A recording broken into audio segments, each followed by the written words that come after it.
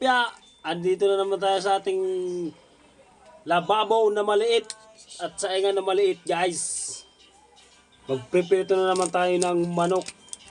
Chicken naman, chicken. Oh. Kahapon yung prinito natin, ano yun? Isda. Mas maganda yung paiba-iba. Ito naman, ano to? Chicken. Lagyan natin ng ano, crispy fries para medyo mataba-taba siya. Masarap. Magpasarap ba? Dadamihan natin, oh. Maganda pag marami.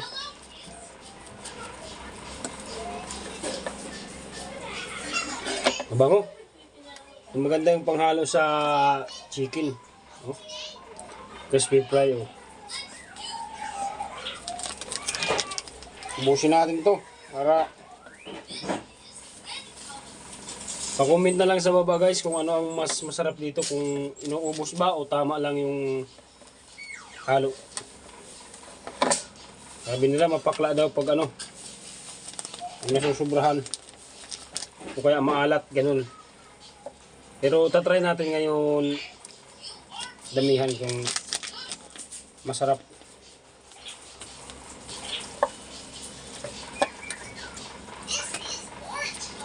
Shout out dyan sa inyong lahat. Shout out, shout out, shout out, shout out. Chicken, chicken, luto, luto. Okay. Kailangan natin magluto kasi kawawa naman yung ating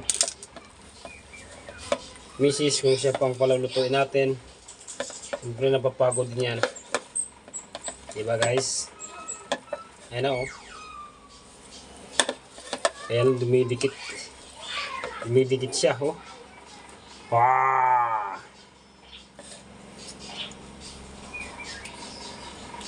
Pasensya na kayo, guys.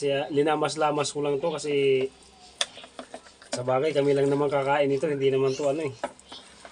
Hindi naman to ibibinta. At naghugas na rin naman ako ng kamay. Kaya para mahalo siya ng maayos, medyo linamas-lamas muna natin to. Okay, guys, ha. Abangan natin mamaya yung ating lalagyan na natin. Isa na natin maglagay dyan para medyo maluto na. Oh, ang paa. Halang.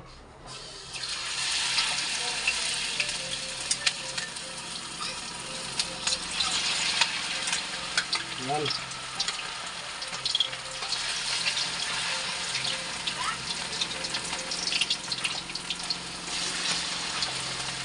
Ano lang yan kasimple.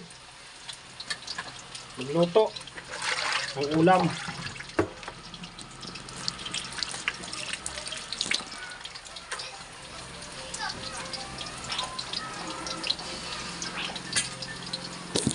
Ano lang yun, oh. Medyo kumukulo-kulo na siya. Paluluto. Pagka naluto, chow na chow. Yan. Oh.